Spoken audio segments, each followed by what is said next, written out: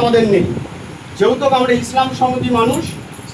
আমার ধর্ম আমাকে কথা বলার অধিকার দিয়েছে, আমার ধর্ম আমাকে গাইড দিয়েছে। সেই বিষয়বস্তু নিয়ে আমি ছোট ছোট কিছু কথা বলবো। যে আজকে কৃষ্ণমাটির মতো যে জায়গাটায় আজান বন্ধ করে দেওয়া হয়েছে, আমরা কি সবাই খুশি হয়েছি? আমরা খুশি হয়েছি? আমরা কর্মের পিছনে ছুটে নয়, আমার ধর্ম আগে কর্ম আগে নয়। আমার ধর্ম আগে কর্ম আগে নয়, আমার রাজনীতি আগে নয়, আমার ধর্ম আগে, আমার অধিকার আগে।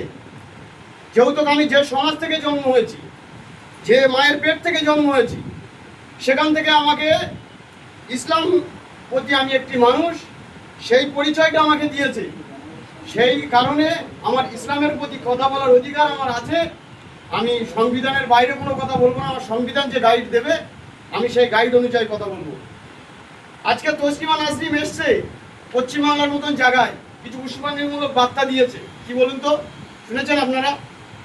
মাদ্রাসা থেকে আতঙ্কবাদী তৈরি হয়, খারিজিয়া মাদ্রাসাগুলো থেকে আতঙ্কবাদী তৈরি হয়। তাহলে এত বছর আমার ধর্ম বলেছে মাদ্রাসা থেকে ভালো শিক্ষিত সমাজ তৈরি হয়, ভালো শিক্ষিত ব্যক্তি তৈরি হয়। যারা অশিক্ষিত ব্যক্তি তাদেরকে নেতৃত্ব দেয় আমার ধর্ম, যারা হাদিস কোরআন শেখে তাদের বিষয়। আজকে তাদেরকে কি বলছে? খারিজিয়া মাদ্রাসা বন্ধ করে দেবে। আজকে মসজিদে আজান বন্ধ হয়েছে, কালকে খারিজিয়া মাদ্রাসায় উল্টো জোর চলবে। এই গ্রামের মানুষ কি ঘুম হয়েছে? ঘুমিয়ে গেছে গ্রামের মানুষ। এই গ্রামের মানুষকে জেগে উঠতে হবে। ধর্মের বিরুদ্ধে যখনই যে শক্তি লাগুক, আমরা তার প্রতিবাদ করব।